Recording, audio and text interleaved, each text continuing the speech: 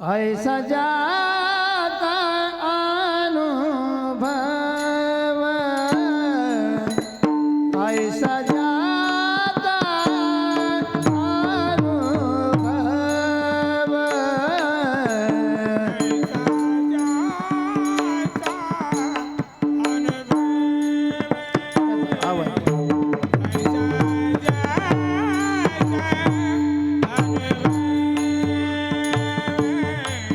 ऐसा जाता अनुभव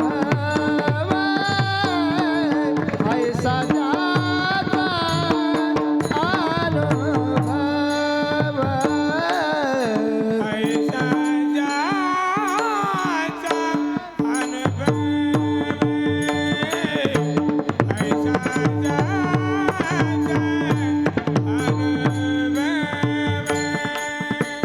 विश्वदेव सत्यत्वे विश्वदेव सत्यत्वे देवतया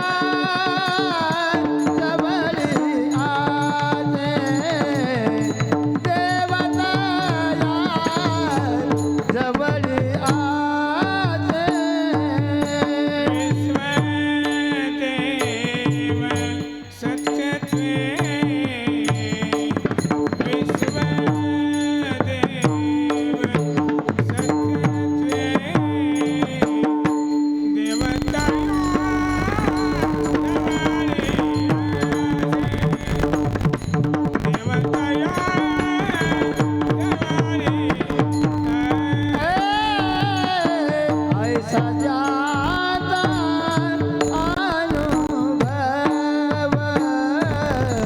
ऐसा जाता अनुभव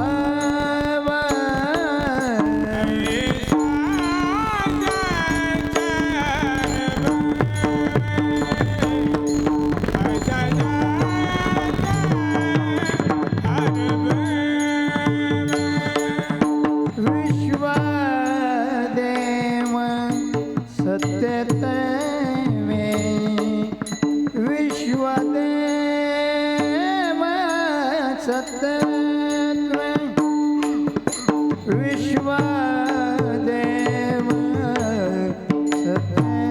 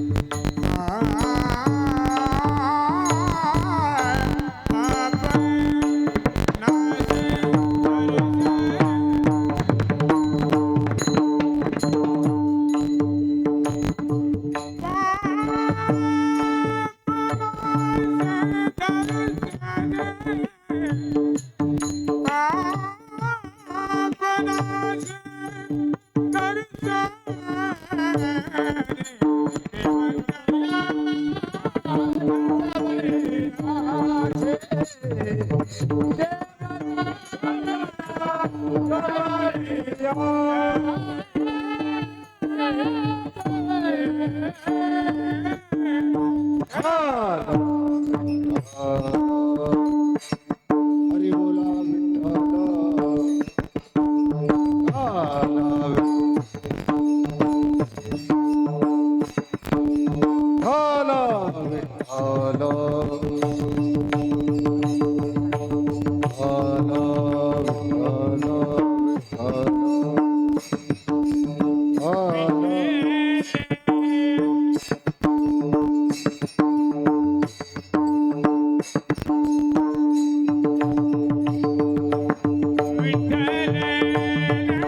सर्वांनी टाळी वाजवा.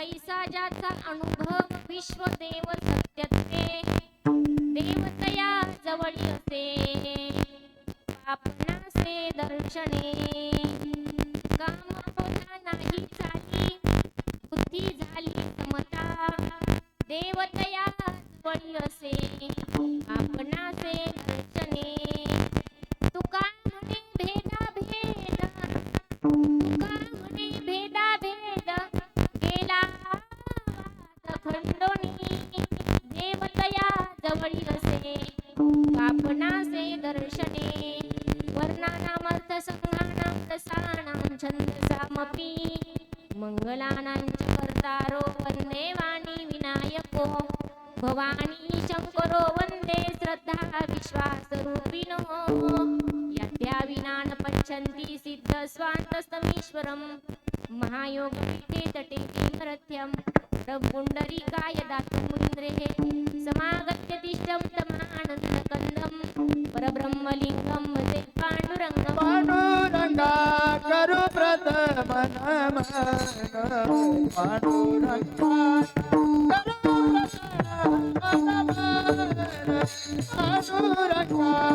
करू प्रथम नमन पांडुरंगा करू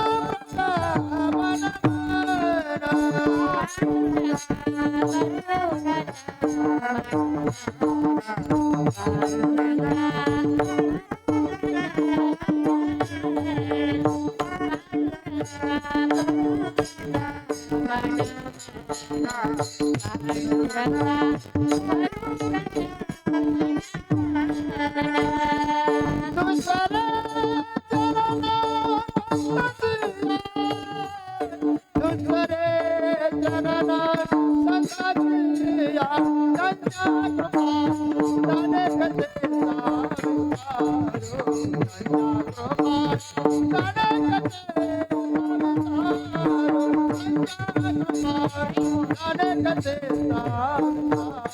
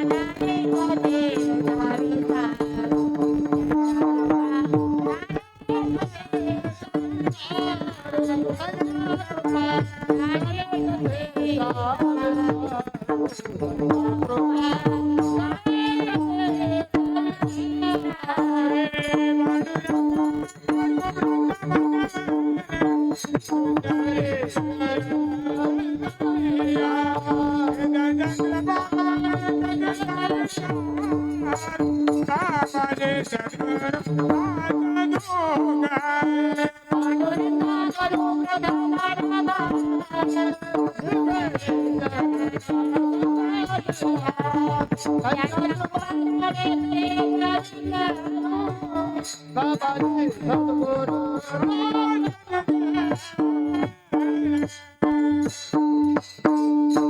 ओम नमो जी आद्या वेद प्रतिपाद्या जय जय स्वसंविद्या आत्मरूपा देवा तुझी गणेशु सकलार्थमती प्रकाशु मने निवृत्ती दासु अवधारी जोजी दयांचे केलिया स्मरण होय सकल विद्येंचे अधिकरण तेची वंदू श्री चरण श्री गुरूंचे ते नमस्कारोनी आता हरि ओम ब्रह्मानंदम परम सुखदम केवलम ज्ञानमूर्तिम द्वंद्वातीतं गगनसदृशं तत्त्वमस्यादिलक्षणम् एकं नित्यमिमलमचलं सर्वधी साक्षिभूतं भावातीतं त्रिगुणरहितं सद्गुरुतं नमामि नमो ज्ञानेश्वरा निवृत्ती उदारा सोपान विपा मुक्ताबाई नमो त्रिभुवन पावनी आद्यत्रय जननी देवाची असो न स्वभावालो तुझी आठाया असो न स्वभावालो तुझी आठाया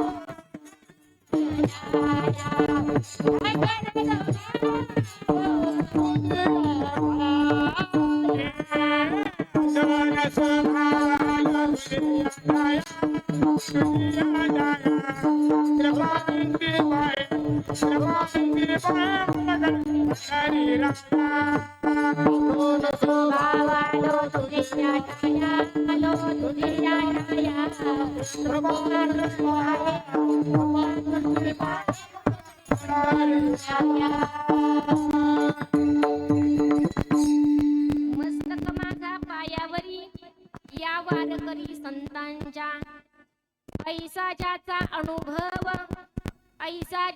अनुभव विश्वदेव सत्यत्वे देवतया जवळी असे पापनासे दर्शने पवित्र असणार साबळेवाडी हे गाव आणि या पवित्र पावन भगवान परमात्म्याच्या दरबारामध्ये संपन्न होत असणारा हा अखंड हरिनाम सप्ताह वर्ष 20वे आणि 20व्या वर्षातील 6व्या दिवसाची 5व्या दिवसाचं कीर्तन पुष्प या ठिकाणी समस्त ग्रामस्थ आयोजक नियोजक संयोजक आपल्या सर्वांवरती आणि भगवान परमात्म्यावरती ज्यांचं विशेषत्वानं प्रेम आहे असे असणारे जालिंदर भाऊ शिळमकर यांच्या विनंतीनं या ठिकाणी कीर्तनाची सेवा माझ्याकडे सुपूर्त करण्यात आली। या ठिकाणी गुणीजन असे सर्व गायक मंडळी आहेत। आदरणीय दत्ता महाराज गायकवाड आहेत, आदरणीय कृष्णा महाराज जंजिरे इथं आहेत। या ठिकाणी आदरणीय आपल्या परिसरातील आपल्या वाडीतील आदरणीय पानसरे गुरुजी या ठिकाणी उपस्थित आहेत। या ठिकाणी विनेकरी काका असतील, हलदार चौकदार काका असतील, माझ्या या दोन्ही आई असतील, हार्मोनियम वादक बाबा, तुम्ही आजोबांच्या वयाचे आहात आमच्या, पण एक परमात्म्याच्या नामाचा छंद आहे, अंतकरणाची तीव्र ओढ आहे, आपल्यालाही जीवनामध्ये काही सेवा घडावी म्हणून या ठिकाणी वयाने मानाने ज्ञानाने सगळ्याच गोष्टीने या ठिकाणी अगदी जाणती माणसं या ठिकाणी उपस्थित आहात। त्याचबरोबर या सर्वांना गुणीजन मंडळींना साथ करण्यासाठी वारकरी संप्रदायामध्ये मृदुंग क्षेत्रामध्ये ज्यांचं विशेष असं प्रेम आहे, आदरणीय मृदुंगाचार्य हरिभक्त परायण किशोरजी महाराज जाधव या ठिकाणी उपस्थित आहेत। युट्यूबच्या माध्यमातून हा कार्यक्रम आपल्याला पुन्हा पुन्हा ऐकायला मिळावा म्हणून या ठिकाणी आदरणीय दादा ही सगळी चित्र रेखाटण्याचं काम करत आहेत। हा प्रसंग सुवर्ण अक्षरामध्ये लिहावा असा प्रसंग, याचं चित्रीकरण आदरणीय दादा या ठिकाणी करत आहेत। आणि महत्वाचं म्हणजे आपल्या सगळ्यांनाच ज्याची महत्वाची गरज आहे ते म्हणजे या साऊंड सिस्टीमची। साऊंड सिस्टीमचे मालक आपल्या शिरसुफळ गावातील आदरणीय संदीप दादा हिवरकर या ठिकाणी दादाही उपस्थित आहेत। मी सांगेल तुम्हाला, सुगरणी भरपूर असतात बरं का, पण सुगरणीला स्वयंपाक करताना तिला जर तवा फुटका दिला, पोळी करता येईल का? तशा सुगरणी अनेक आहेत या ठिकाणी। मी म्हणणार नाही फक्त दोघांजवळच माईक आहे, या सगळ्या सुगरणीच आहेत उभा राहिलेल्या, आणि त्या सुगरणीला हा तवा दिलेला आहे। तवा तो कसा असावा? चांगल्या प्रकारचा असावा। म्हणून आदरणीय संदीप दादांसाठी एकदा जोरदार टाळी वाजवायची सर्वांनी। या ठिकाणी आपण 20व्या वर्षामध्ये पदार्पण केलेलं आहे आणि 20व्या वर्षामधील 5व्या दिवसाची कीर्तन रूपी पुष्प समस्त ग्रामस्थांच्या वतीनं या ठिकाणी माझ्याकडे सुपूर्त केलेला आहे।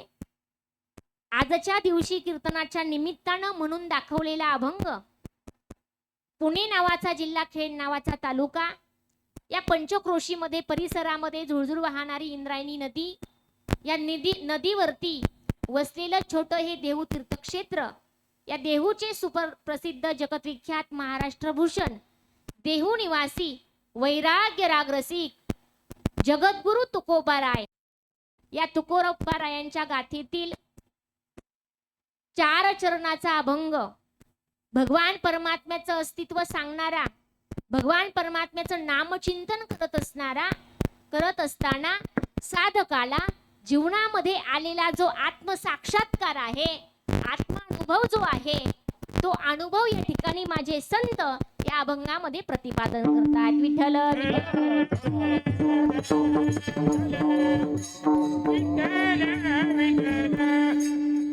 पवित्र पावन भगवान पांडुरंग परमात्मा रुक्मिणी आईसाहेब या मंदिरामध्ये, प्रांगणामध्ये, तसेच समोर असलेल्या हनुमंतरायाच्याही दरबारामध्ये आपण सगळे जीव या ठिकाणी उपस्थित झालेलो आहोत। परमार्थामध्ये ज्यांचं विशेष प्रेम आहे असे सर्व साधक जीव या ठिकाणी आलेले आहेत, भक्तवृंद या ठिकाणी उपस्थित झालेले आहेत। आपली भक्ती परमात्म्याला प्रिय असावी आणि आपली भक्ती परमात्म्याला एकदा का प्रिय झाली तर तुमच्या आमच्या जीवनामध्ये काहीतरी आत्मसाक्षात्कार येत असतो, काहीतरी अनुभव येत असतो। अनुभव प्रपंचामध्येही येतो, अनुभव परमार्थामध्येही येतो। प्रपंचातील अनुभव हा थोडासा काही वेगळा आहे, ज्या अनुभवानं आमच्या जीवनामध्ये सदैव दुःखच दुःख प्राप्त होणार आहे, परंतु परमार्थिक मार्गावरती वाटचाल करत असताना आमच्या जीवनामध्ये काही जो अनुभव येतो, तो अनुभव आमचं जीवन बदलून टाकतो, आमच्या जीवनाला एक नवीन दिशा देतो।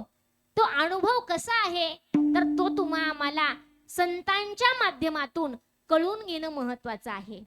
प्रापंचिक अनुभव सांगत असताना तो अनुभव काही आगळा वेगळा आहे. तो अनुभव एका जणानं वर्णन केला, मित्रांना सांगायला गेला.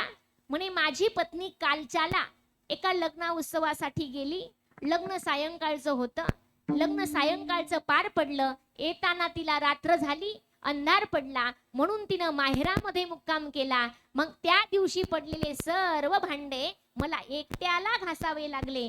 हा अनुभव सांगतो 4 मित्रांमध्ये एक मित्र. आता हा अनुभव सांगणं भूषण आहे की दूषण आहे? भूषण नाही म्हणता यायचं, दूषण म्हणावं लागेल. आता बाकीच्यांनी काही शाबासकी दिली असेल का त्याला? एखादं सन्मान चिन्ह दिलं असेल का? नाही नाही. ऐकून घेतलं आणि मग घरी जाऊन त्याची निंदा केली, त्याची टिंगल केली. असा कुठं व्यक्ती असतो का?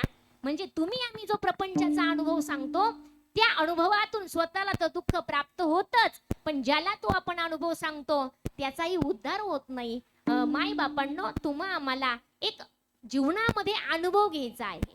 साधू संतांनी जीवनामध्ये अनुभव घेत असताना त्यांनी असं वर्णन करावं, जो अविनाशी भगवान परमात्मा आहे त्या भगवान परमात्म्याचं जे काही स्वरूप आहे त्या स्वरूपाला जाणण्यासाठी साधू संतांची भूमिका ही अग्रगण्य स्थानावरती आहे. जगद्गुरु तुकोबरायांनी अभ्यास करताना, विचार करताना त्यांना या समाजामध्ये काही प्रकारचे वर्ग पाहायला मिळाले. विचार असा मांडला, जे काही वर्ग पाहायला मिळाले, पहिल्या वर्गाचा विचार असा आहे, त्या वर्गाला देव मिळावाही वाटत नाही आणि देव कळावाही वाटत नाही. त्या जीवाचं नाव दिलं पामर. दुसरा वर्ग असा पाहिला, त्याला देव मिळावा वाटतो पण कळावा वाटत नाही, त्याला म्हटलेला आहे विषयी जीव. आणि तिसरा वर्ग जो पाहायला मिळाला, त्या वर्गाला देव मिळावाही वाटतो आणि देव कळावाही वाटतो. त्या जीवाला मुमुक्ष असं म्हटलेलं आहे. आता माझा इथं बसलेल्या भाविकांना प्रश्न आहे, आता आपण नेमकं कोणत्या वर्गामध्ये बसणारे आहोत?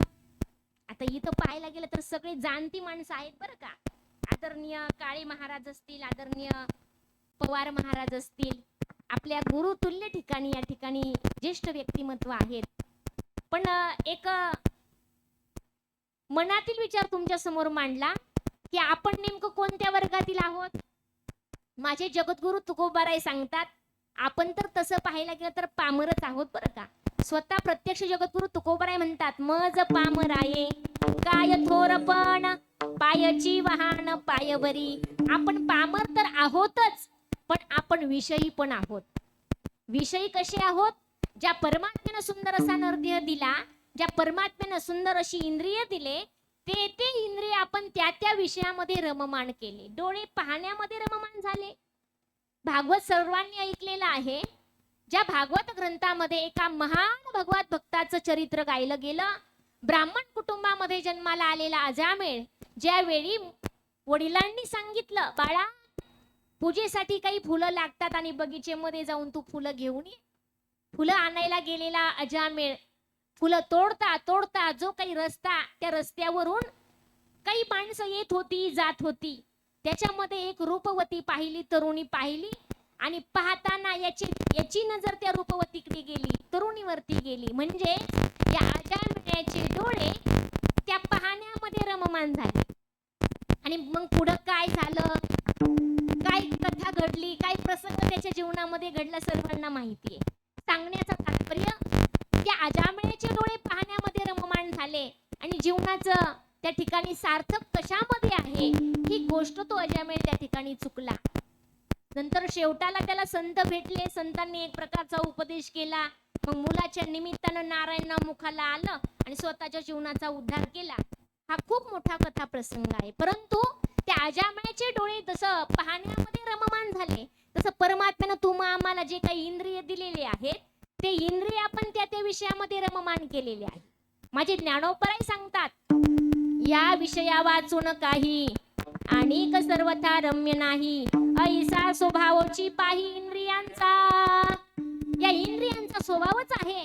डोळे पाहण्यामध्ये रममाण होतात, पाय नको त्या गोष्टीकडे चालत जाण्यामध्ये रममाण होतात, हात नको तिकडं जायला तयार होतात. जे काही इंद्रिय आपण त्या विषयामध्ये रममाण केले. आणि संत म्हणतात, अहो या इंद्रियांना एक वळण पडलंय. विषय विषयीचा पडिपाडू, गोड परमार्थ लागे कडू, कडू विषय तो गोडू, जीवाशी जाहला आता माझा प्रश्न आहे, आपल्या या मानवी देहाला परमार्थ गोड वाटतो का कडू वाटतो हो? आता बसलेले, पुढं बसलेले सोडून माग काही तरुण वर्ग बसलेले आहेत, काही माझ्या तरुण भगिनी बसलेल्या आहेत. मातांनो, भगिनींनो, माझ्या दादांनो, आपल्या या मानवी देहाला परमार्थाकडे यायला थोडासा त्रास होतो. सुरुवातीला थोडासा त्रास होतो बर का, पण गुण आयुर्वेदिक औषधं खाताना देहाला शरीराला थोडेसे कष्ट होतात, पण गुण हमखास येतो. येतो की नाही? सांगण्याचं माझं तात्पर्य, परमार्थ करत असताना तुम्हा आम्हाला दुःख येतं आणि हाच परमार्थ या जीवाला कडू वाटतो. आणि कडू असणारा जो विषय, जो प्रपंच आहे, तो प्रपंच या जीवाला गोड वाटतो. पण ज्ञानोबराय म्हणतात, थोडासा सुरुवातीला त्रास होईल बरं, प्रपंचामध्ये रममाण होताना या जीवाला ज्याची गरज आहे ती गरज शेवटपर्यंत प्राप्त होत नाही. कारण या जीवाला पाहिजे आहे सुख, पाहिजे आहे समाधान. आता माझा इथं सगळ्यांनाच प्रश्न आहे की हा सप्ताह, हा ज्ञान यज्ञ सोहळा आपण करतो कशासाठी हो? काही माझ्या सुशिक्षित दादांचं असं म्हणणं आहे, म्हणे ताई त्यांना पैसे जास्त झाले, वारकऱ्यांना. ही भूमिका नाही त्याच्या पाठीमागची. अहो, ज्यावेळी हा उत्सव येतो ना, हनुमंतरायांचा जन्मोत्सव असेल, हा उत्सव आला की आमच्या सर्व वारकऱ्यांना वेद लागतात. जसं आषाढी कार्तिकी वारी आली की एक मनाची आवड असते. संपदा सोहळा नावडे मनाला, लागला टकळा पंढरीचा, जावे पंढरीसी आवडे मनासी, कधी एकादशी आषाढी. वारकऱ्यांना आषाढ महिना सुरू झाला की वेद लागतात पांडुरंग परमात्म्याच्या भेटीला जायचे. दिवाळ सण आला की सासूर वासनीला वेद लागतात माहेराला जायचे. तसं हनुमंतरायाचा जन्मोत्सव आला की आपल्या सर्व वारकऱ्यांना वेद लागतात. कधी सप्ताहाची सुरुवात आहे, कधी सप्ताहाचं आगमन आहे, कधी मीटिंग बसवायची, कधी सर्व कीर्तनकार ठरवायचे. सांगण्याचा माझा उद्देश एवढाच आहे, याच्यामध्ये पैसे खर्च करणं हा भाव नाहीये. तुम्हा आम्हाला आत्मिक समाधान, आत्मिक शांती, तुम्हा आम्हाला आत्मनिर्भरता कशानं भेटते तर त्या अखंड हरिनाम सप्त्यानं भेटते बरं. म्हणून या ठिकाणी आपण हा मोठ्या आनंदामध्ये हा सोहळा पार पडतो आणि त्यातली त्यात तुम्हा आम्हालाच आनंद होतो अशातली गोष्ट नाही. प्रत्यक्ष पर्जन्यालाही आनंद व्हावा. मला तर वाटते मागच्या वर्षी पण असंच कीर्तन आपण मंदिरामध्येच घेतलेलं होतं. आता तरी सुरुवात मंदिरामध्ये केली, तेव्हा निम्म्यातून मंदिरामध्ये यावं लागलं. विठ्ठल विठ्ठल.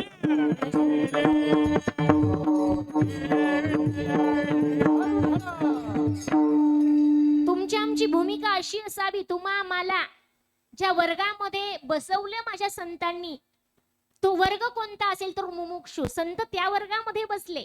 तुम्ही आम्ही पामरही आहोत, तुम्ही आम्ही विषयी पण आहोत, पण तुम्हा आम्हाला मुमुक्षु या स्थितीपर्यंत जायचंय. संतांची भूमिका हीच आहे. कै मी उद्धार पावेन,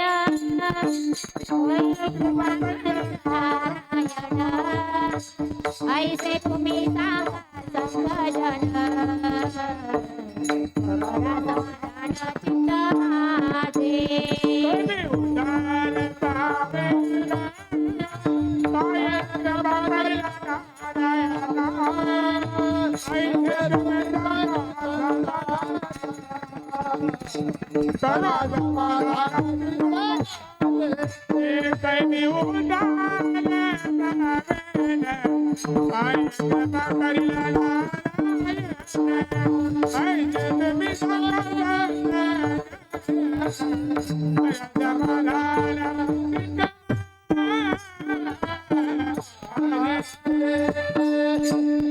मी उद्धार पावेन. आपला उद्धार कशानं होईल?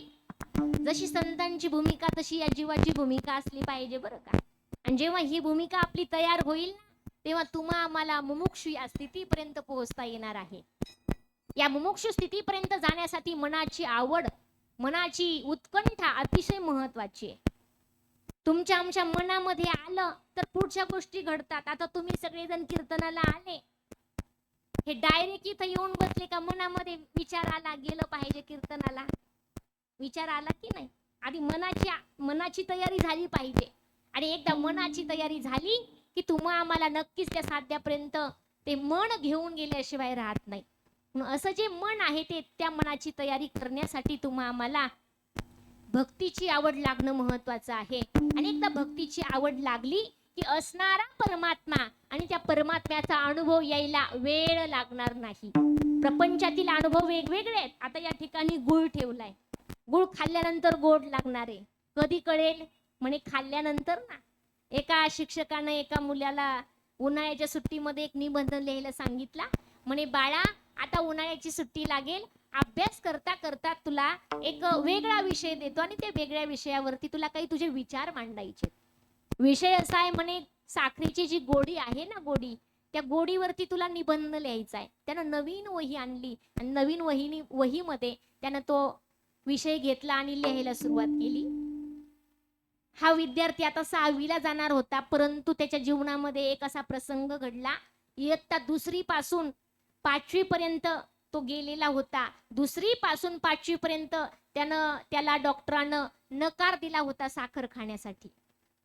म्हणे बाळा, तू आता साखर खायची नाही, साखर बंद करायची. उन्हाळ्यामध्ये निबंध लिहून काढला, 10-15 पेज निबंध लिहिला. शाळा उघडल्यानंतर सरांना दाखवला आणि दाखवल्याच्या नंतर त्या ठिकाणी सरांनी त्याला शाबासकी दिली. बाळा, एवढा निबंध बाकीच्या मुलांनी नाही लिहिला, परंतु तू खूप छान लिहिला. त्याचं स्वागत केलं, त्याला शाबासकी दिली. म्हणे ही सगळा तू निबंध जो लिहिला, हे तुला काय माहिती रे? म्हणे मला तर माहिती डॉक्टरांनी तुझ्या घरच्यांनी तुला साखर खाण्यासाठी आता नकार दिलेला आहे, परंतु हे जे काही तू लिहिलं याच्यामध्ये सगळे अनुभवाचे बोल आहेत. हा म्हटला सरांना, गुरुजी, मला 2री पर्यंत, मी 1ली पासून 2री पर्यंत जो काही अनुभव आला ना, म्हणे तो अनुभव त्याच्यामध्ये उतरून काढलेला आहे.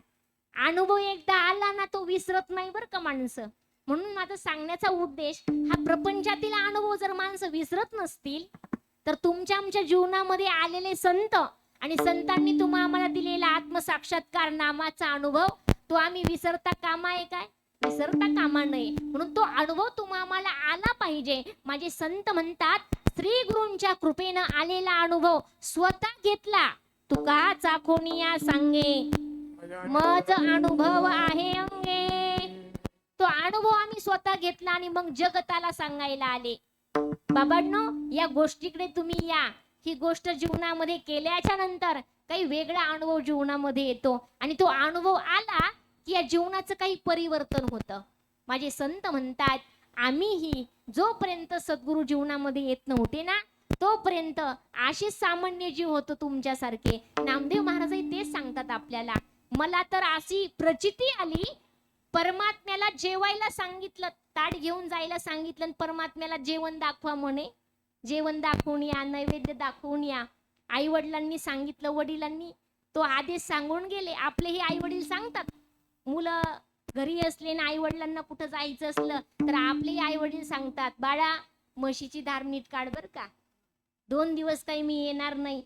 माझ्या सासू पण सांगतात सुनबाईला, 2 दिवस काही मी येणार नाही, घरावरती चांगलं लक्ष ठेव बर का.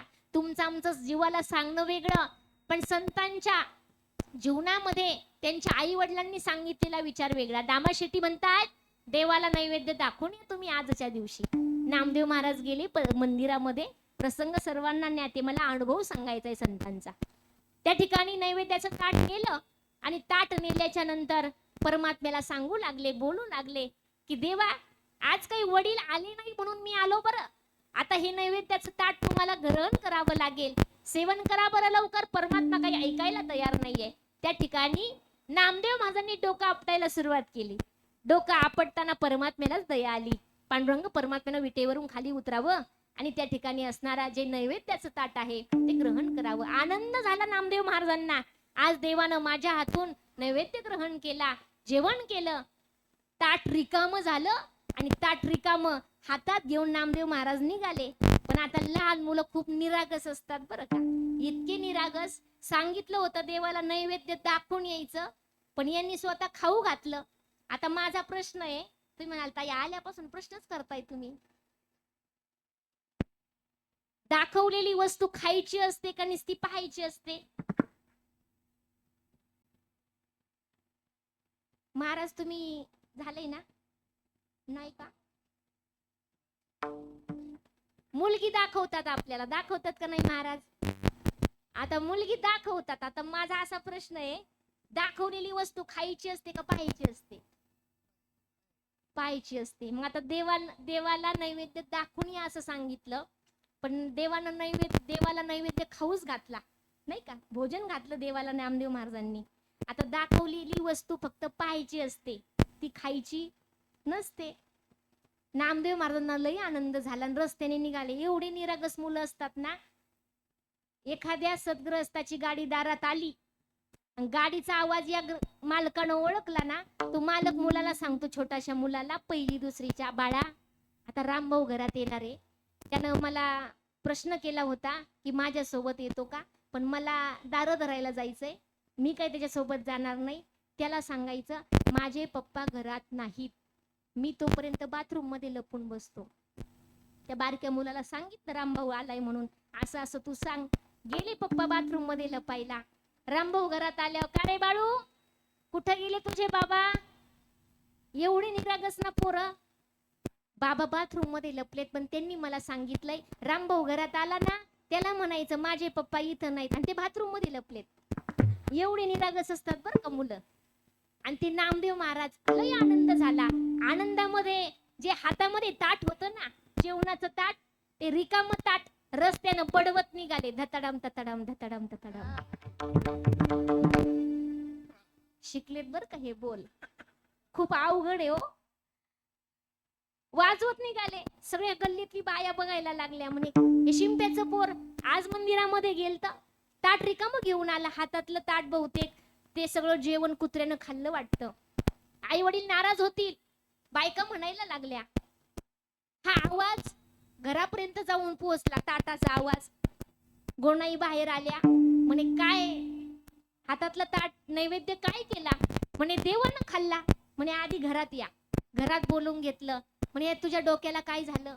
म्हणे अगं आई, परमात्मा नैवेद्य खात नव्हता ग, परमात्मा जेवण करत नव्हता, आणि वडिलांनी तर सांगितलंय परमात्म्याला नैवेद्य दाखवून ये.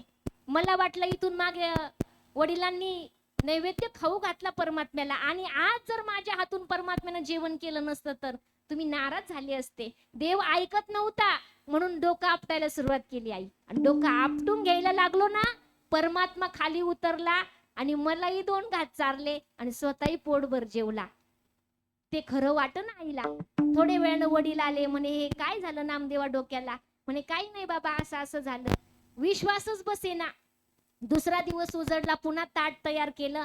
म्हणे आज ना मला पाहायला यायचंय नैवेद्य कसा खातो परमात्मा. निघाले नामदेव महाराजांसोबत गोणाई आई आणि दामा शेट्टी. कसा नैवेद्य खातोय परमात्मा? नामदेव महाराजांच्या हातामध्ये ताट आहे. आता गाभाऱ्यामध्ये जायचं, पण हात लटलट कापू लागले. काल डोकं आपटून परमात्म्याला खाऊ घातलं होतं, पण आज काय कृती करायची आणि कशी परमात्म्याला ते ताट, ते नैवेद्य ग्रहण करायला लावायचा, मनामध्ये विचारायला लागले. पण एक विश्वास होता परमात्म्यावरती. देवाला सांगितलं अंतकरणापासून, देवा कालचा अभ्यास होता, आज परीक्षा द्यायची. काल अभ्यास होता, आज परीक्षा द्यायची. आज तुला ते ताट, तो नैवेद्य ग्रहण करावा लागेल. देवानं त्या ठिकाणी पुन्हा ते नैवेद्याचं ताट ग्रहण केलं. मला सांगायचंय काय, असे असणारे नामदेव महाराज स्वतः परमात्म्याला जेवू घालायचे, दूध पाजायचे. परमात्मा त्यांच्याशिवाय एक क्षण राहू शकत नव्हता. पण त्या नामदेव महाराजांना संतांच्या बैठकीमध्ये कच्च ठरवलं गेलं. का? जीवनामध्ये अनुभव नव्हता, आणि अनुभव येण्यासाठी या सर्व संतांनी त्यांना औंड्याच्या नागनाथाला जायला सांगितलं आणि विसोबा काकांचे चरण स्पर्श करायला सांगितले. जीवनामध्ये एक वेगळी अनुभूती आली जेव्हा माघारी निघाले माझे नामदेव महाराज. एका ताईच्या घरी मुक्कामाला राहिले, विश्रांतीला राहिले, आणि त्या ताईने एक शिदोरी बांधून दिली. शिदोरी घेतली नामदेव महाराजांनी. दुपारच्या वेळी झाडाखाली बसले शिदोरी खाण्यासाठी. प्रसंग सर्वांना माहितीये. कुत्र्यानं भाकरी पळवली, देवानं भाकरी पळवली. देवाच्या माग लागले माझे नामदेव महाराज. का? सद्गुरूच्या कृपेनं अनुभव आला होता. हे विश्व ज्याच्या सत्तेनं चालतं ना, तो सत्ताधारी परमात्मा आपली भाकरी खाण्यासाठी आलेला आहे. त्या ठिकाणी सत्ताधारी परमात्म्यानं भाकरी पळवली. त्या परमात्म्याला सांगावं ना माझ्या नामदेव महाराजांनी, अरे अरे ऋषिकेशी, कोरड्या रोट्या कैशा खाशी. या रोट्या तुम्ही कोरड्या कशा खाणार हो?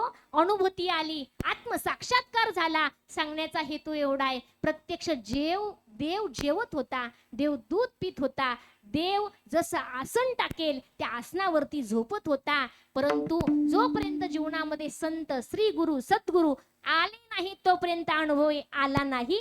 आणि हा अनुभव त्या साधू संतांच्या जीवनामध्ये जो आला, तो अनुभव आपल्या जीवनामध्ये आला पाहिजे. कोणता अनुभव? अभंगाच्या प्रथम ऐसा ज्याचा अनुभव, ऐसा ज्याचा अनुभव, ऐसा ज्याचा अनुभव, ऐसा ज्याचा अनुभव,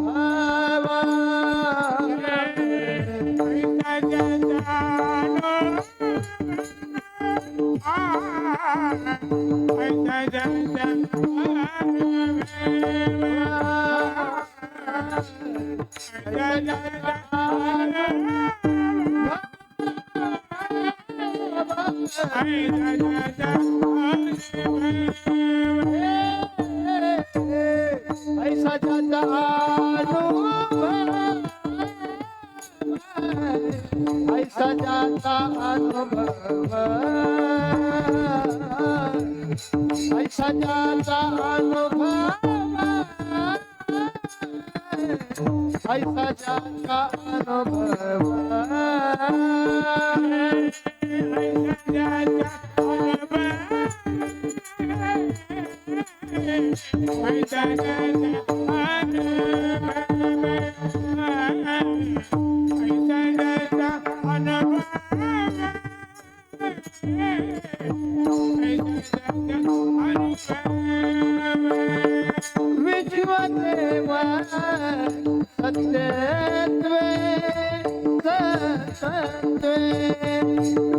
विश्वदेव सत्यत्वे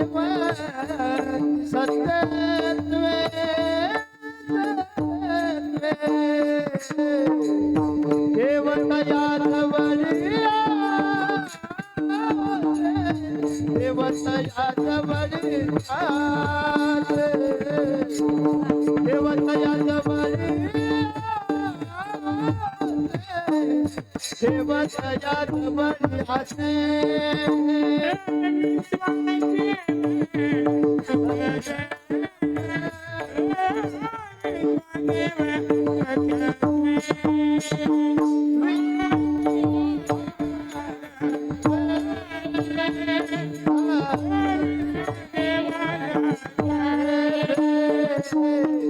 देवतया जवळिया,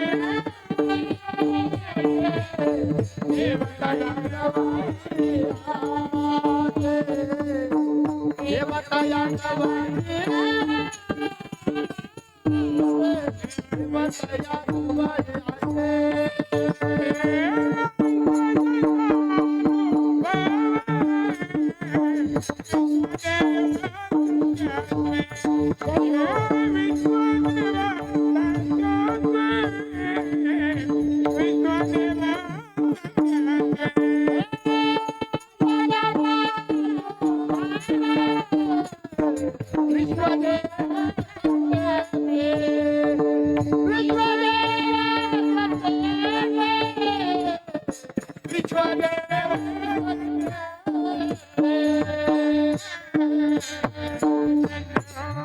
टाळी वाजवा बरं एकदा बाबांसाठी.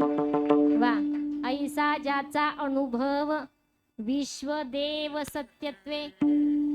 एक विचार मांडला जगद्गुरु तुकोबाराय म्हणतायत, मला असा भास होता हे विश्व चालवणारा कोण आहे. परंतु जेव्हा ते विश्व चालवणारा कोण आहे हे पाहण्यासाठी जेव्हा मी तीर्थयात्रा करण्यासाठी गेलो ना, त्यावेळी मला चालवणारा जो परमात्मा आहे, जो सत्ताधारी आहे, सगळे म्हणायचे मंदिरामध्ये तो आहे, तीर्थामध्ये तो आहे, जळी स्थळी काष्टी पाषाणी तो आहे म्हणे.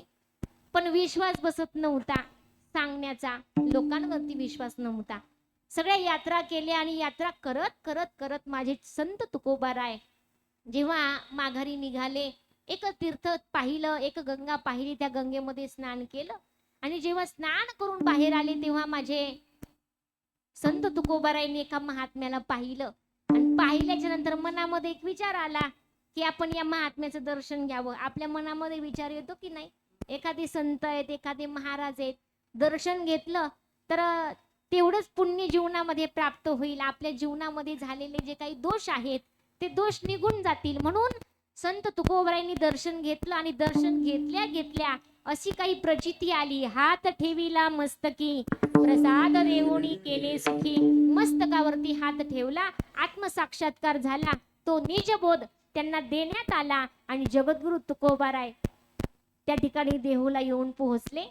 आणि आल्याच्या नंतर स्वतःच्याच मनाला म्हणायला लागले, म्हणे अरे मी देव पाहायला गेलो होतो. हे वेड मन देव पाहायला गेलो होतं, पण त्या ठिकाणी देव दिसला नाही. देव म्हणता म्हणता शिनले माझे मन, पाणी आणि पाषाण जेथे तेथे. आणि नंतर असा अनुभव आला, देव पहावयासी गेलो, तेथे देवची होऊनी ठेलो.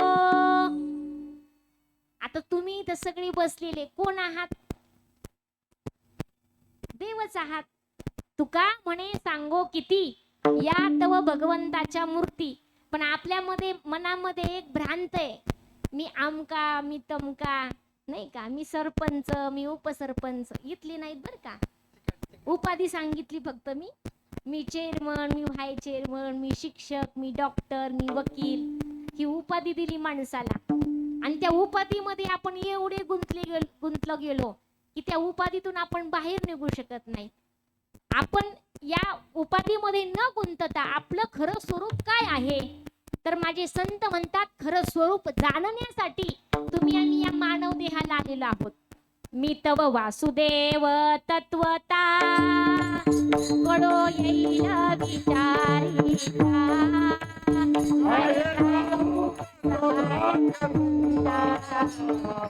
नाही तुझा निकम मुसागा किती वासुदेव तत्व येईल विचारिता.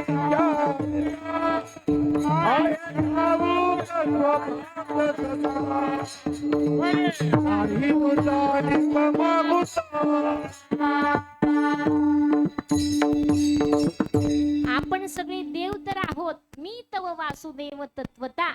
आणि ते तत्व स्वरूप कळण्यासाठी विचारावंच लागणार आहे बरं का. आणि विचारल्याच्या नंतर मग माहिती होणार आहे. एखाद्या गावाचा पत्ता माहिती नसला तर विचारावा लागतो. जसं तुमचं आमचं स्वरूप माहिती नसेल तर ते विचारणं महत्वाचं आहे. कडो येईल विचारिता. कोणाला? आमक्या तमक्याला? म्हणे नाही, कडो येईल विचारिता. आहे ठाऊक सौभाग्य संता. ते फक्त संतांनाच माहिती म्हणे. आणि ते संत आम्हाला आपण वासुदेव स्वरूप कसे आहोत हे जाणून देतात. हा प्रत्यक्ष आम्हाला अनुभव आणून देतात. संतांना तो अनुभव श्री गुरूंच्या कृपेनं आला आणि संत म्हणतात आम्हाला अनुभव असा आला, विश्वदेव सत्यत्वे. हा अभंग सुरुवात करताना ऐसा ज्याचा अनुभव. एका मालिकेमध्ये असं आहे, ज्याचा ऐसा अनुभव. आपल्याला जसा भाव घेता येईल तसा आपण घेऊ शकतो. माझे संत म्हणतात असा अनुभव आला, हे विश्वदेव सत्य वाटू लागलं. का? आम्ही त्यांच्या जवळ गेलो. कोणाच्या? म्हणे ज्यांच्या जवळ परमात्मा आहे ना त्यांच्या जवळ गेलो. हे महाराज अभंगाचे द्वितीय चरण. जवळी आशे देव जवळी आशे देवता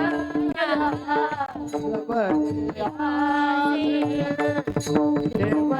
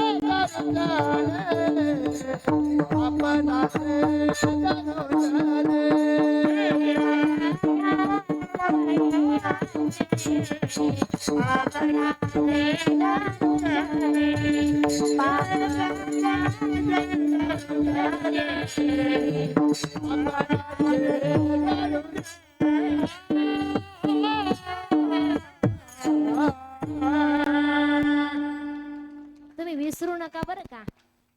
कीर्तन संपेपर्यंत तरी विसरू नका. चाल झाली की टाळी त्यांच्या समाधानासाठी नाही वाजवायची किंवा तुम्हाला आवडली म्हणून नाही वाजवायची. तुम्हाला एक ऊर्जा तुमच्या अंतःकरणामध्ये निर्माण झाली पाहिजे. तुमचं मन एवढंच मोकळं आहे का? बघू बरं किती मोकळं आहे. टाळी वाजवा बरं पुन्हा एकदा. वा वा वा.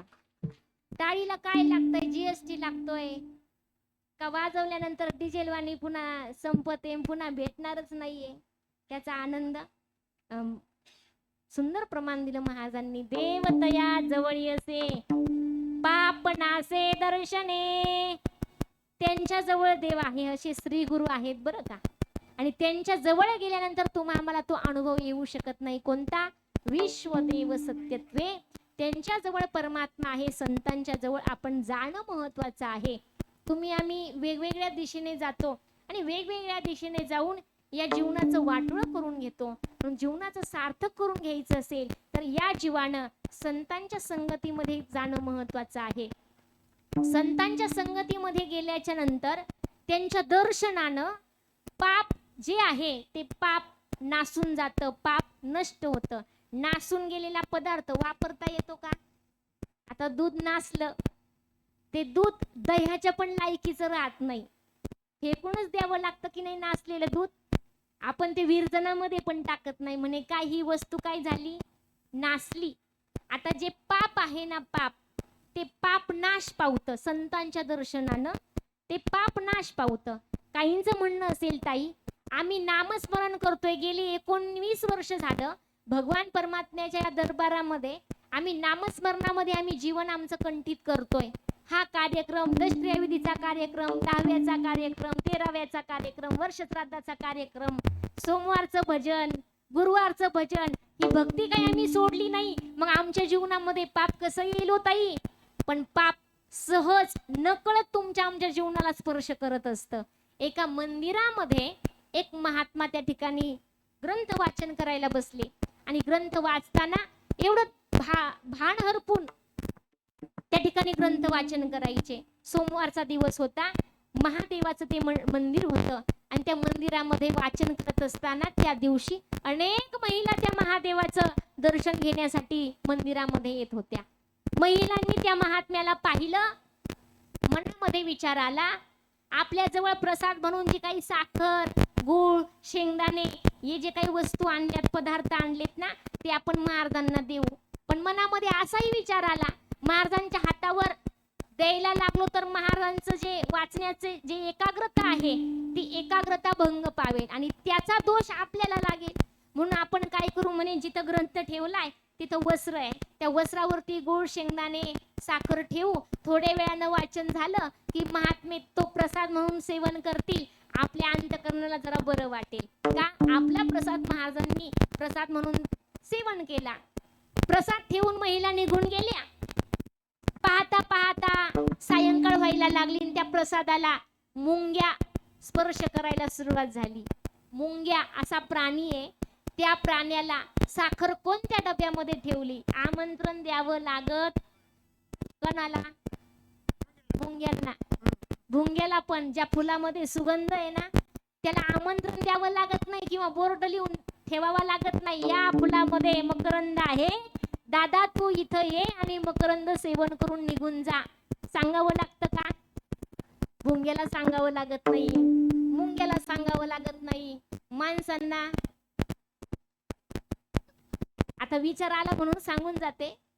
आपल्याला असं वाटतं या नगरामध्ये, या वाडीमध्ये अखंड हरिनाम सप्ताह चाललाय, आमच्या शिळमकर भाऊंनी सगळ्यांनाच आमंत्रण दिलं पाहिजे, कारण आदबणारे सगळेच आहेत बरं का, पण जास्त तडफड या व्यक्तीची आहे. मग तुम्हाला सगळ्यांना वाटत असेल सगळ्यांना आम्हाला घरी येऊन निमंत्रण दिलं पाहिजे, पण यांच्या या मुलाचं लग्न आहे का इथं? जे काही आयोजक संयोजक आहेत त्यांच्या मुलाचं मुलीचं लग्न आहे का? या बरं का ताई, या तारखेपासून सुरुवात होते अखंड हरिनाम सप्ताहाला, शेवटच्या दिवशी या दिवशी काल आहे, या बरं का, असं आपल्याला वाटतं बरं का. पण शास्त्र असं सांगतं, अहो 4 ठिकाणी आपण न बोलवता गेलं पाहिजे. पहिलं ठिकाण, आई वडिलांच्या घरी मुला मुलीनं न आमंत्रणाचं गेलं पाहिजे. लग्न झालेली एखादी कन्या असेल ना, तिच्यासाठी पण हा सल्ला दिलेला आहे शास्त्रामध्ये. कधी वेळ नाही भेटला ना बोलवण्यासाठी, कळालं आज बापाच्या घरी काहीतरी कार्यक्रम आहे, गेलं पाहिजे मुला मुलीनं. मित्राच्या घरी मित्रानं न आमंत्रणाचं गेलं पाहिजे. गुरुच्या घरी शिष्यानं न आमंत्रणाचं गेलं पाहिजे. आणि 4थं ठिकाण आहे, धार्मिक कार्यामध्ये भक्तानं न आमंत्रणाचं आलं पाहिजे. इथं न आमंत्रणाची तुम्ही आलेले आहात बरं का. सांगण्याचं माझं तात्पर्य, मुंग्यांना आमंत्रण द्यावं लागत नाही. बिगर आमंत्रणाचं त्या ठिकाणी त्यांनी घोळका घातला. घोळका घालता घालता तेवढं त्यांचा परिवार येऊन नाही थांबला, सगळेच नातेवाईक बोलावून घेतले. हळूहळू हळूहळू ग्रंथावरून हातावरती मुंग्या चढल्या, अंगावरती मुंग्या चढल्या महात्म्याच्या. पण तरीही भाव विभोर होऊन महात्मा त्या ठिकाणी ग्रंथ वाचन चालू आहे. थोड्या वेळानं मुलं तिथं आली ऊस खात खात. मुलानं हे दृश्य पाहिलं, म्हणे काय महाराज आहेत, एवढं कुठं वेड्यावानी करतात का? महात्म्याची टिंगल करू लागले पोरं. महात्म्याची टिंगल केल्यानं काय होतं, आपण भागवत ग्रंथामध्ये सगळ्यांनी श्रवण केलेलं आहे की साधूचा अपमान केला परीक्षित राजानं, मेलेला सर्प साधूच्या गळ्यामध्ये घातला.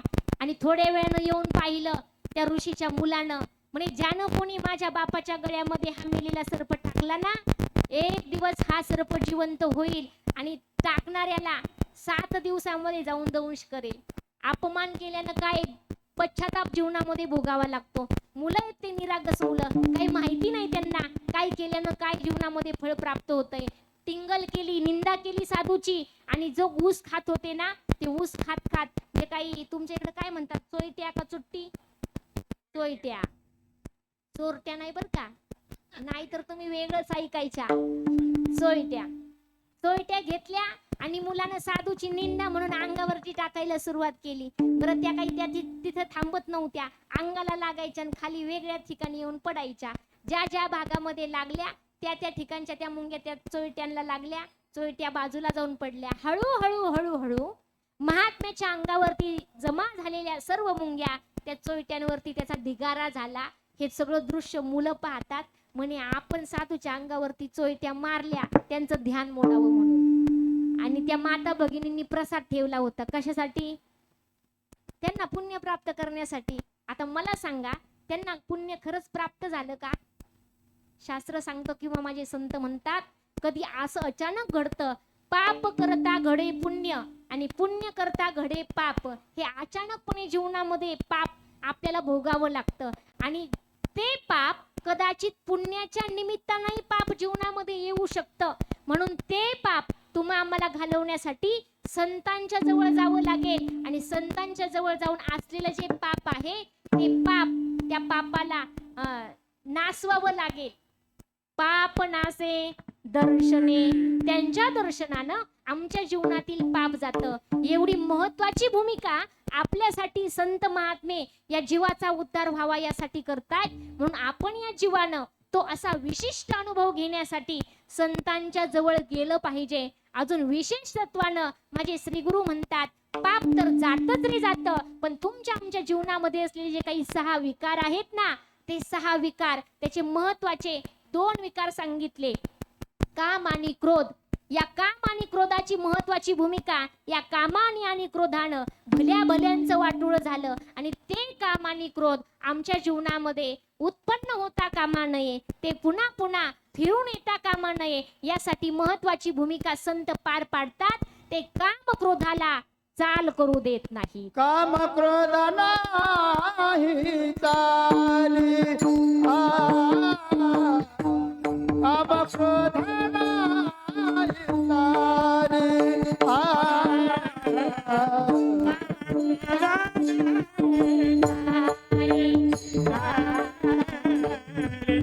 काम क्रोध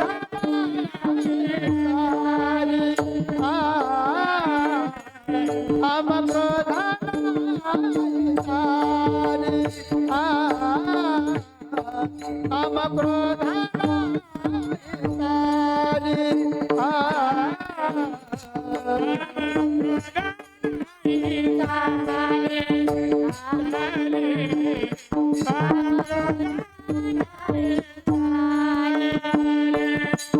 भूते झाली क्षमता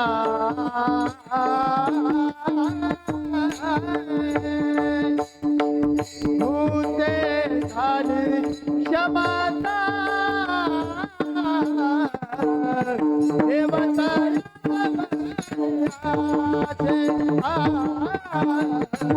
देवता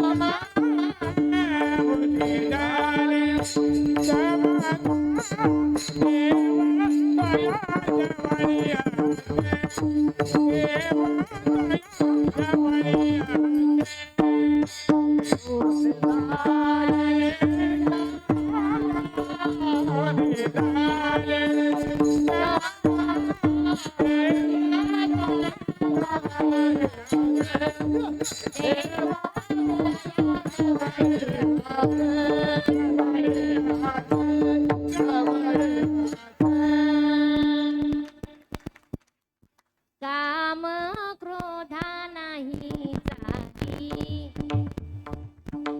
संतांच्या येण्यानं अनुभव आला हे विश्वदेव सत्य आहे. पापालाही नाश करता आलं. पापाचा नाश झाला. आणि महत्वाची भूमिका जो काम आहे ना काम, क्रोध आहे ना क्रोध, याला चाल करू दिली नाही. क्रोध येतो माणसाला, नाही का? माणसाचा प्रत्येकाचा स्वभाव. एक जण तीर्थयात्रेला गेला आणि नर्मदा परिक्रमेला गेला आणि नर्मदा परिक्रमा करून आल्याच्या नंतर सगळ्यांना सांगायला लागले म्हणे, मी नाव नाही सांगणार बरं का तुम्हाला, कारण हे महाराज आमच्या परिसरातले, तिकडे जाऊन सांगतील त्यांना. नर्मदा परिक्रमा करून आले गावामध्ये. सगळ्यांनी त्यांचं स्वागत केलं. सगळ्यांनी बोलायला सुरुवात केली म्हणे, खूप खराब झाले बरं का तुम्ही, खूप त्याग केला. अभिमानाने सांगायला लागले महाराज म्हणे, त्याग तर देहाचा केलाच तर केला, पण मला जास्त क्रोध होता, क्रोध राग होता, तो रागही कमी केला. ज्याला सांगतात ना ते होतं बहिर. काय कमी केलं? अहो म्हणे राग कमी केला. ऐकायला नाही आलं म्हणे, काय कमी केलं? अहो राग कमी केला. काय म्हणले तुम्ही? म्हणे एकदाच सांगतो ना, राग कमी केला. बाया माग सरून. म्हणजे नेमकं काय काय कमी केलं?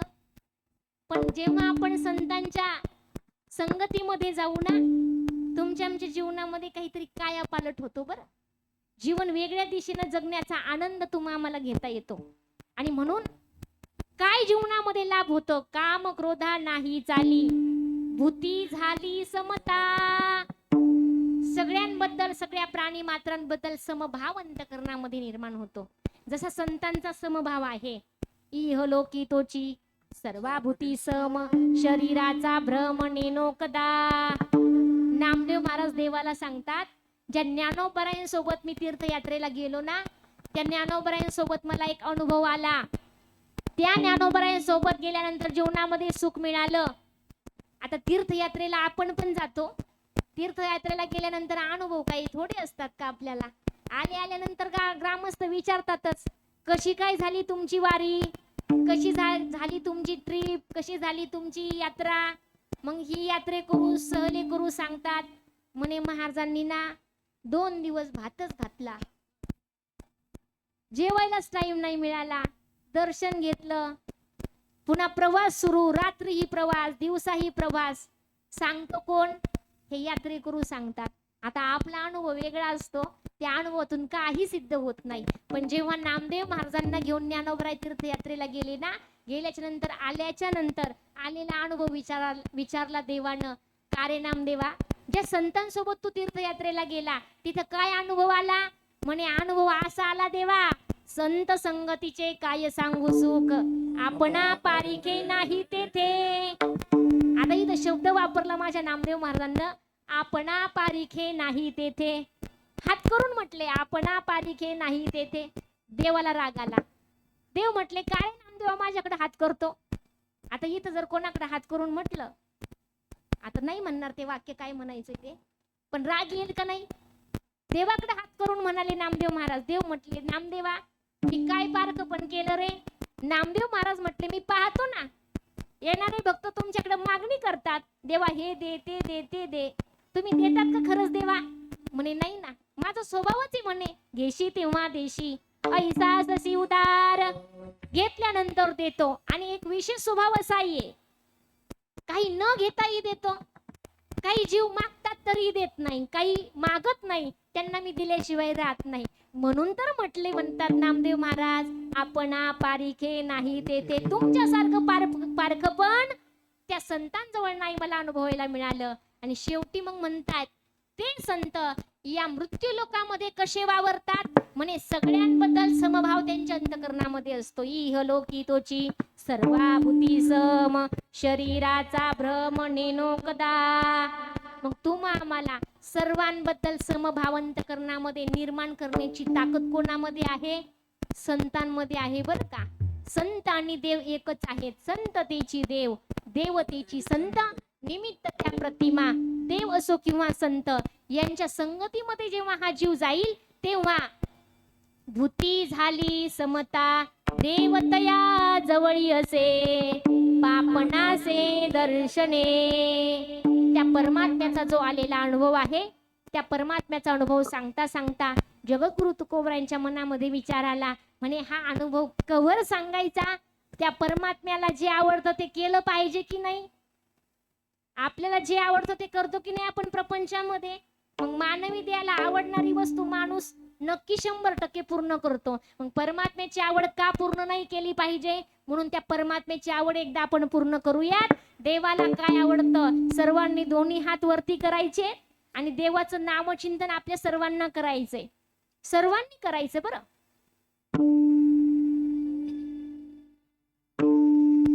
मधला टप्पा राहिला बरं का, सगळ्यात पाठीमागचा पण टप्पा राहिला.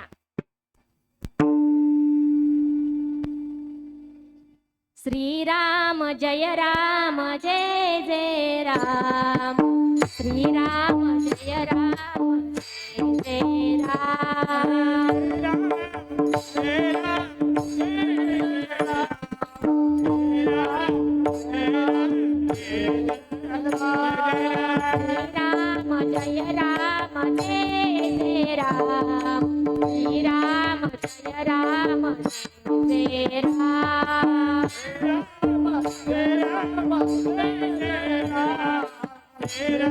जय राम जय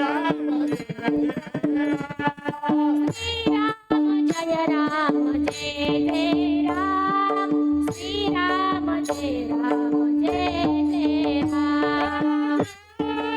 राम,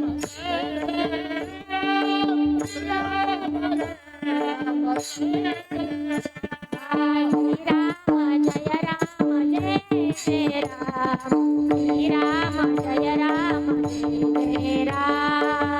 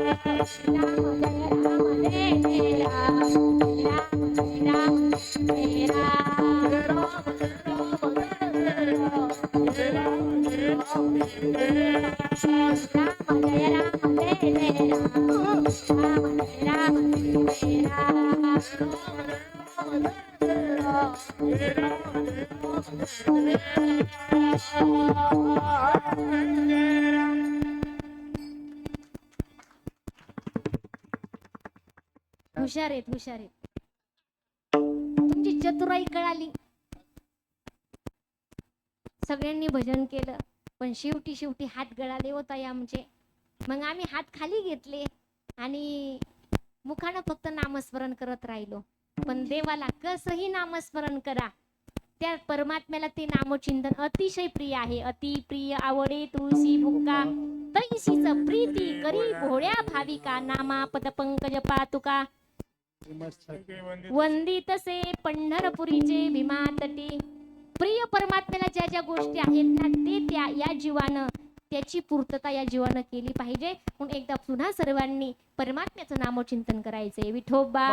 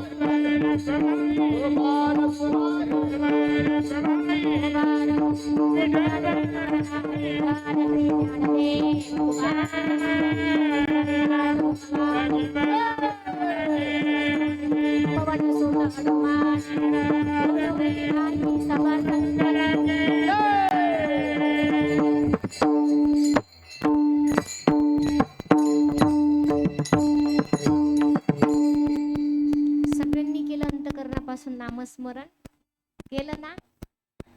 आम्ही सांगतो म्हणून ऐकू नका बरं का. आमच्या जीवनामध्ये दोष येतात पण सांगतो कुणाचं हे ध्यानामध्ये घ्या बरं. सांगतो कुणाचं, फोडिले भांडार धन्याचा हा माल, मी तव हमाल भारवाही. आम्ही हमालेत, हा माल सगळा भगवंताचा आहे आणि त्याचा निरोप फक्त सांगायला या साबळेवाडीमध्ये आलो. तो निरोप सांगण्याचं काम केलंय. कोतवाल हा मीटिंग घेत नाही, सरपंच हा मीटिंग घेणारा वेगळाच असतो. पण काम कोणी सोपवलेलं आहे कोतवाला जवळ? सरपंच दादांनी सोपवलेलं आहे ना, मीटिंग घ्यायची हनुमान मंदिरामध्ये. हे सगळ्यांना माहीत नाही म्हणून गावामध्ये जाण दौंडी देण्याचं काम करा, कोतवाल दौंडी देण्याचं काम करतोय आणि मीटिंग घेणारा वेगळाच असतो.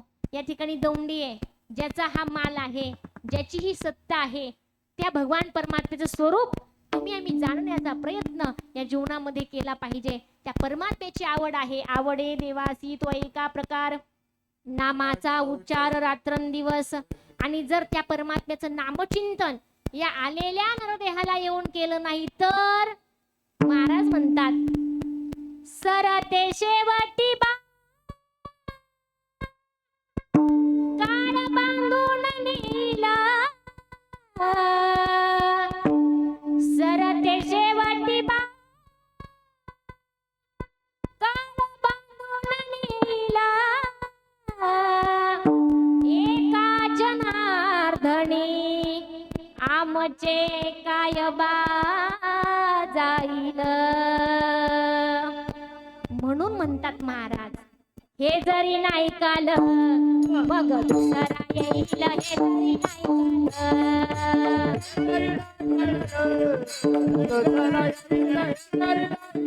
हे जरी नाही काल मग दुसरा येईल, हे जरी नाही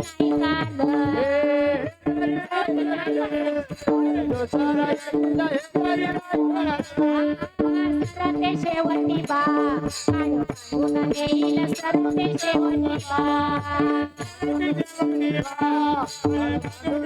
जनार्दनी आमचे काय बा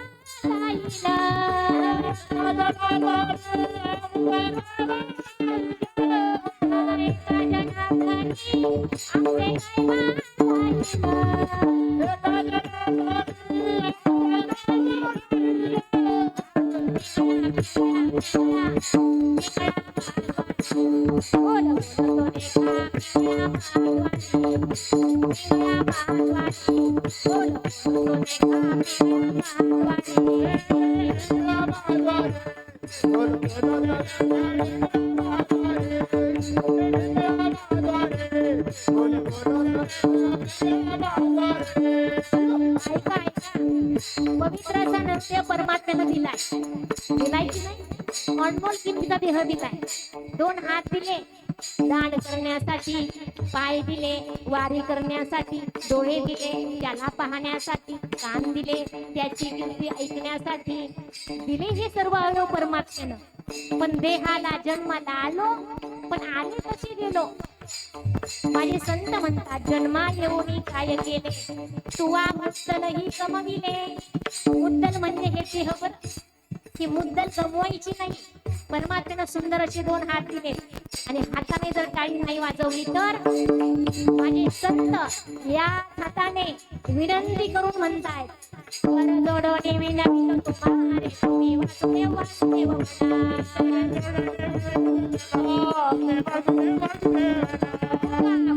विषय कामारे तुम्ही वासुदेव वासुदेव म्हणा, विषय कामारे तुम्ही वासुदेव वासुदेव म्हणा, वर्षाची गणना रे तुम्ही वासुदेव वासुदेव म्हणा, वर्षाची गणना रे तुम्ही वासुदेव वासुदेव म्हणा, त्यामध्ये दुःख यातना रे तुम्ही वासुदेव वासुदेव म्हणा, त्यामध्ये दुःख यातना रे तुम्ही वासुदेव वासुदेव म्हणा, तुम्ही आठवा मधुसूदना,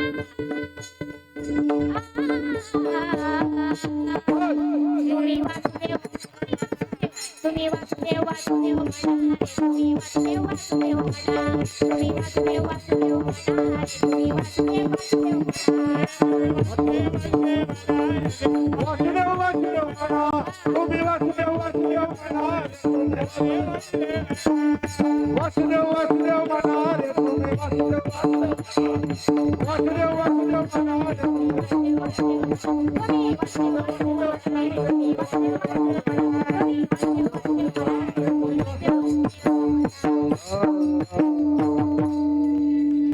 एकदा आमच्या या किशोरदादा जाधवांसाठी टाळी वाजवा बरं. आमची भाऊकी आहे. आता दादांनी खूप छान पकवाद वाजवला. थाप टाकणं सोपं आहे, तिथल्या थापा नाहीत बरं का. बाया पाण्याला गेल्या ना, चालता चालता थापा टाकतात. तोंडातल्या थापा काही कमी असतात का?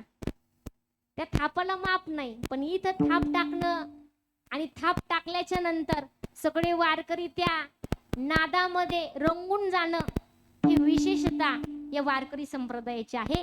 या दादांनी या ठिकाणी खूप सुंदर मृदंग वादन केलं. दादा तुम्हाला पुन्हा एकदा धन्यवाद बरं. कारण जे क्षेत्र निवडलंय ना, त्याचं नावच असं आहे, त्या साहित्याचं नावच असं आहे, मृदुंग. दंग होऊन जाणं. तुम्ही आम्ही दंग झालो, रंगले गेलो. ते तुम्ही आम्ही रंगलेले विषय वेगवेगळे आहेत. पण तुम्हा आम्हाला रंगायचंच असेल तर या क्षेत्रामध्ये रंगायचे. रंगी रंगे रे श्रीरंगे, काय बुललासी पतंगे, शरीर जायाचे ठेवणे, धरीसी अभिलाष झने. शेवटी माझे तुकोबराय म्हणतात, अहो मुलगी देण्यासाठी बाप मोठे मोठे सोयरे पाहतो. मुलगी देण्यासाठी आम्ही पण जांभले नावाची सोयरे, आमच्या मामी आत्याबाई मोठे सोयरे गाठले बहीण देण्यासाठी बरं का. तसे इथं बसलेले सगळेच आमचे श्रीरंकर दादा मुलगी देण्यासाठी मोठे सोयरे पाहतो की नाही आपण. पैशा पाण्यानं, सत्ता संपत्तीनं, वैभवानं, कुळानं सगळ्याच बाबतीमध्ये मोठा सोयरा गाठतो. पण ऐका तुम्हा आम्हाला मोठा सोयरा एक जोडायचा आहे. आणि तो कोणता असेल तर देव सोयरा, देव सोयरा, देव सोयरा दिनाचा. माझे संत म्हणतात तो तुमचा आमचा शेवटचा सोयरा आहे. मग काही म्हणतील अजून टाईम आहे त्या सोयऱ्याचं नातं जोडायला. त्या सोयऱ्याचं नातं जोडण्यासाठी आत्ताच आपण सावध होणं महत्वाचं आहे. नाहीतर तो काळ न्यायला तयारच आहे. किती या काळाचा सोसावा वळसा, तो वळसा घालून येणारच आहे. म्हणून माझे संत म्हणतात, अंतकाळीचा सोयरा तुका म्हणे विठूधरा. तो तुमच्या आमच्या अंतकाळीचा सोयरा परमात्मा आहे. आणि तो जीवनामध्ये तुम्ही आम्ही प्राप्त केला पाहिजे. आणि तो एकदा प्राप्त झाला की त्या ठिकाणी माझे संत म्हणतात, आमच्या जीवनामध्ये असलेला जो भेद होता, भेदाचे अनेक प्रकार सांगितले शास्त्रानं. वैज्ञानिक भाषेमध्ये सजातीय भेद, विजातीय भेद, शास्त्रीय भाषेमध्ये जड जीवाचा भेद, जड ईश्वराचा भेद, ईश्वर जडाचा भेद, असे काही प्रकार भेदाचे सांगितले. तुमच्या आमच्या मनामध्ये, तुमच्या आमच्या व्यवहारी जीवनामध्ये अनेक भेद येतात. आता भेद काय थोडे आहेत का? भेदाचा एक विचार सांगते, अनेक भेद तुमच्या मनामध्ये येऊन जातील. सासूच्या अंतकरणामध्ये सुनेबद्दलचा भेद येतो. सुनेच्या अंतकरणामध्ये घरातील नातेवाईकांबद्दल, पाहुण्यांबद्दल भेद येतो. भेद आल्याशिवाय राहत नाही. परंतु माझे संत म्हणतात, आमच्या जीवनामध्ये भेद आला होता. हे विश्व कोणाच्या सत्तेनं चालतं, चालवणारा कोण आहे याची प्रचिती आम्हाला संतांच्या जवळ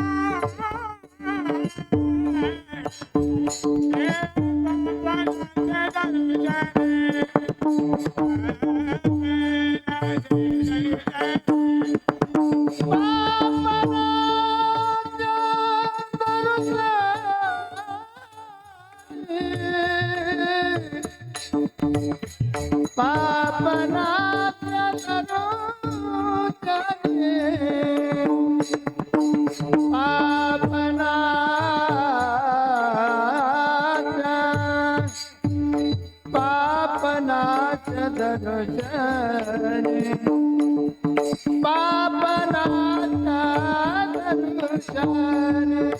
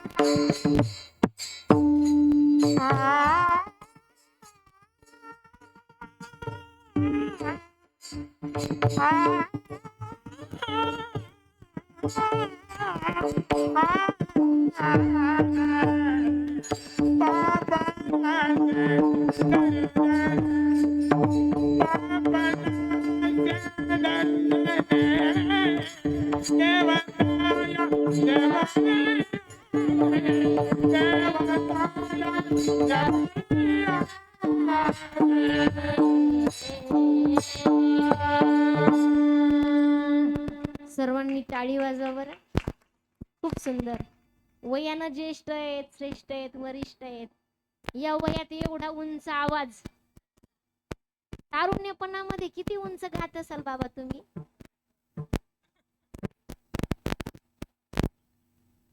खूप सुंदर.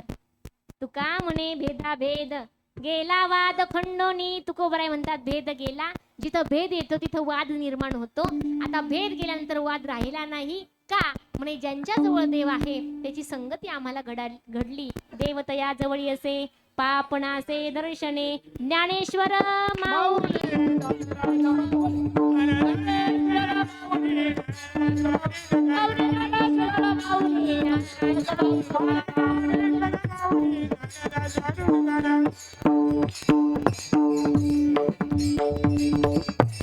चार चरणाच्या जगद्गुरु तुकोबरायांच्या अभंगावरती चिंतन मांडण्याचा प्रयत्न केला. चिंतन असंच आहे असं माझं म्हणणं नाही. त्या मार्गाने वाटचाल करण्याचा प्रयत्न केला. अभंग हा सोडवण्यासाठी नाही, फक्त त्या अभंगाच्या पदापदाचं चिंतन आपण सर्वांनी मिळून या ठिकाणी केलेलं आहे. या ठिकाणी समस्त ग्रामस्थ, साबळेवाडीकर, आयोजक, नियोजक, संयोजक, या सप्ताहाचे सर्व संयोजक या सर्वांना धन्यवाद. गुणीजन असे गायक मंडळ या ठिकाणी सर्वांची नावं मला माहिती नाही. आदरणीय दत्ता महाराज असतील, आदरणीय भगवान श्रीकृष्ण परमात्मा इथे. मग साबळेवाडीकरांना काही कमीच नाही बरं का. जे ज्याला पाहिजे ते आहे रे. भुक्ती आहे, मुक्ती आहे, तृप्ती आहे, सगळंच आहे. आदरणीय ताई आहेत, विनेकरी महाराज आहेत, गुरुजी आहेत, भालदार चोपदार आहेत, साऊंड सिस्टीम वाले आमचे संदीप दादा आहेत, मृदुंगाचार्य आदरणीय किशोर महाराज आहेत.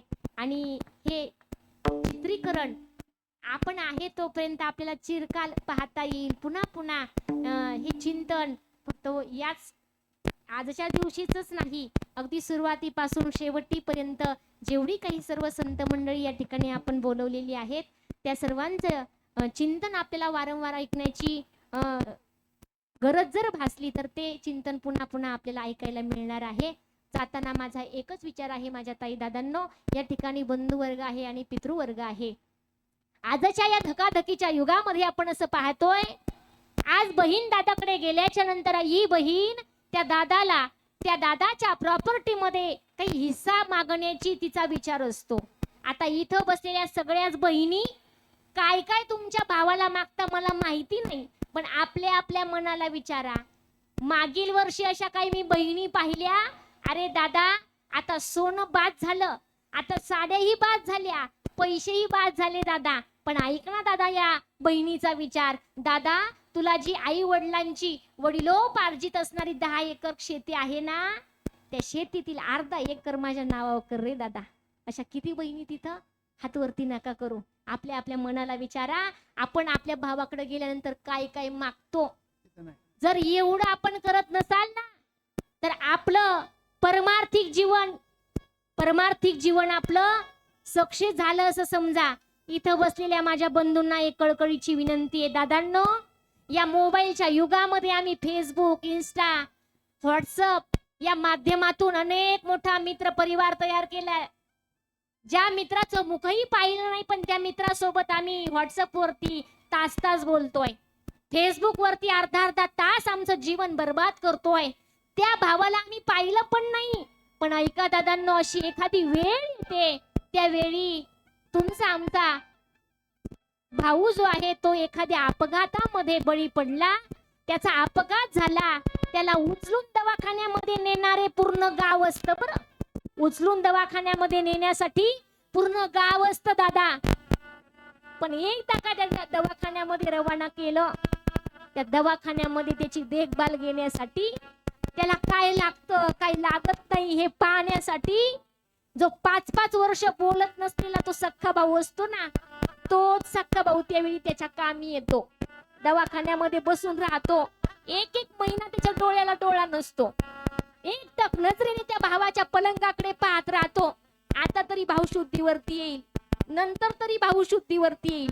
इथं बसलेल्या दादांनो, तुम्ही मित्र जरूर कमवा, पण असलेला जो भाऊ आहे ना आपला भाऊ, या शब्दाचा अर्थच असा आहे, जो सदैव आपल्या पाठीशी उभा राहतो ना त्याला भाऊ म्हटलंय. इथं बसलेल्या बहिणींना हीच विनंती आहे, दादांना हीच विनंती आहे, इथून पुढच्या येणाऱ्या सणाला निश्चय करा, एक अंतःकरणामध्ये विचार बाळगा की आम्ही आमच्या भावाकडे गेल्याच्या नंतर कोणत्याच विचाराची अपेक्षा करणार नाही. जी मानाची धशी असेल ना, जी मानाची बोळवण असेल, ती मानाची बोळवण आम्ही तिथून घालून येऊ आणि भावाचं जीवन आम्ही आनंदमय करू आणि स्वतःही आनंदी राहू. हा एकच विचार फक्त घरी घेऊन जाण्याचा प्रयत्न करा. आजचं हे कीर्तन पूर्णत्वास गेलं असं मी म्हणेल, म्हणून फक्त एकच विचार जीवनामध्ये बाळगा. आनंद दुसऱ्याकडून घ्यावा जसा वाटतो ना तसं द्यायला शिका. ज्ञान जसं घेतल्यानं वाढतं, दिल्यानं वाढतं, जसं आनंदाची आणि प्रेमाची भूमिका आहे ती फक्त भूमिका लक्षामध्ये घेण्याचं काम आपण जीवनामध्ये केलं पाहिजे. असो या ठिकाणी चिंतन मांडण्याचा प्रयत्न केला. भगवान परमात्म्याच्या या प्रांगणामध्ये आपण गेल्या 19 वर्षापासून सप्ताहाचं आयोजन करतो. या सप्ताहाला अशीच या सप्ताहाची वृद्धी होत राहो.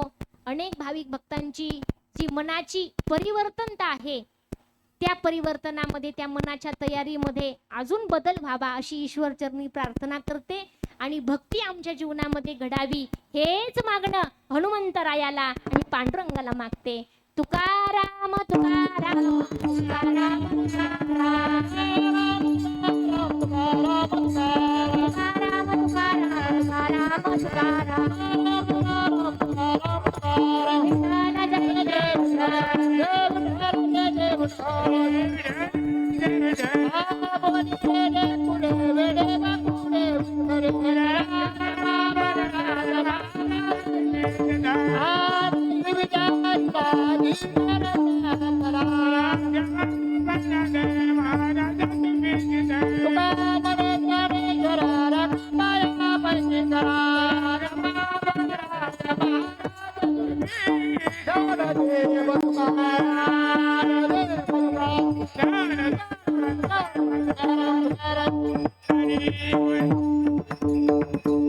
कुंडली खबरदारी विठ्ठल श्री ज्ञानदेव तुकाराम पंढरीनाथ भगवान की जय। माऊली ज्ञानेश्वर महाराज की जय। जगद्गुरु तुकाराम महाराज की जय।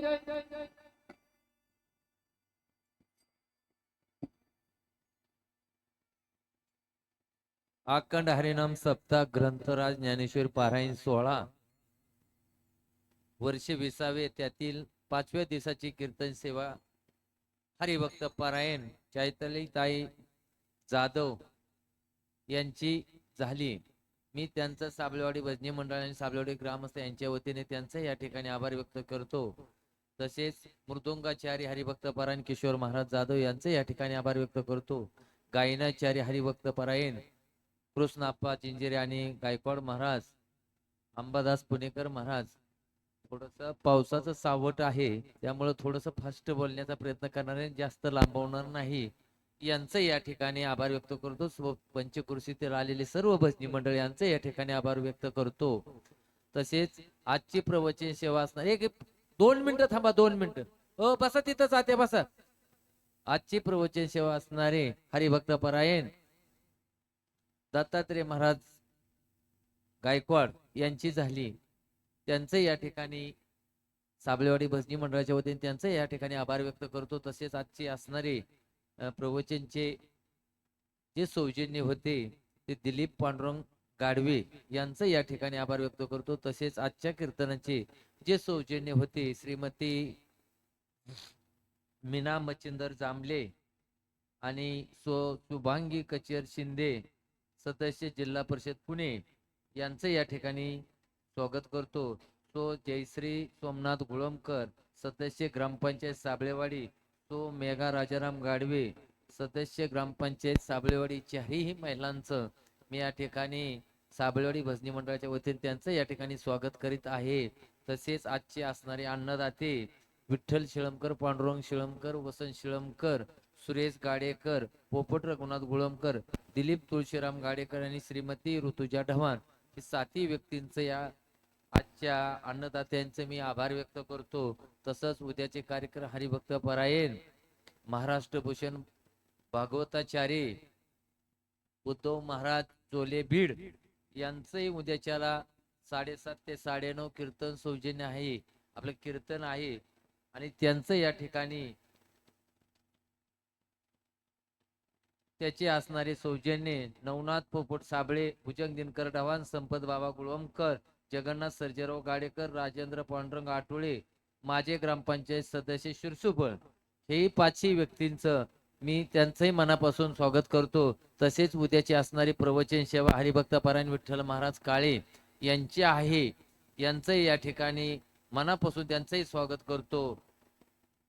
तसेच उद्याचे असणारे अन्नदाते अशोकराव गुळमकर, किरण सुनील साबळे, उत्तम तुळशीराम गाडेकर, दिलीप साहेबराव भापकर 4ही व्यक्तींचं त्यांचं या ठिकाणी आभार व्यक्त करतो। तसेच असणारे सर्व विनेकऱ्यांचं या ठिकाणी आभार व्यक्त करतो। सावंत सिस्टीम मोल्यांचे देखील आभार व्यक्त करतो। तसेच उद्याचा असणारा जागर, आजचा जागर असणारे उंडवडी सुपे देवळगाव रसाळ भजनी मंडळ यांचा जागर यानंतर महाप्रसाद झाल्यानंतर होईल। व्हिडिओ शूटिंग वाल्यांचे या ठिकाणी आभार व्यक्त करतो। आणि थोड्याशा धावत्या वेगामध्ये बोलण्याचा मी प्रयत्न केलेला आहे, कारण पावसाचं परत टिपकाय लागलेला आहे। आलेल्या सर्व भाविकांनी महाप्रसाद घेऊन जायचं आहे। 100% विघ्न येत नाही अशा नामयज्ञामध्ये। आणि ताईंनी मगाशी बोलता बोलता बोलली ही दुसरी वेळ आहे माझी, हे तर आल्यानंतर आत कार्यक्रम घ्यायचे, पण थोडस या बारीने लवकरच पावसाची सुरुवात केली। असो, सर्वांचं आलेल्या पंचकृषीतील साबळेवाडी भजनी मंडळ आणि साबळेवाडीच्या वतीने सगळ्या भाविकांचं मी मनापासून आभार व्यक्त करतो। आणि हा कार्यक्रम इथं संपला असं जाहीर करतो। बोला कुंडलिकावर विठ्ठल श्री ज्ञानदेव तुकाराम पंढरीनाथ भगवान की जय। माऊली ज्ञानेश्वर महाराज की जय। जगत गुरु तुकाराम महाराज की जय। बोला आई साहेब। सर्व महिला बंधू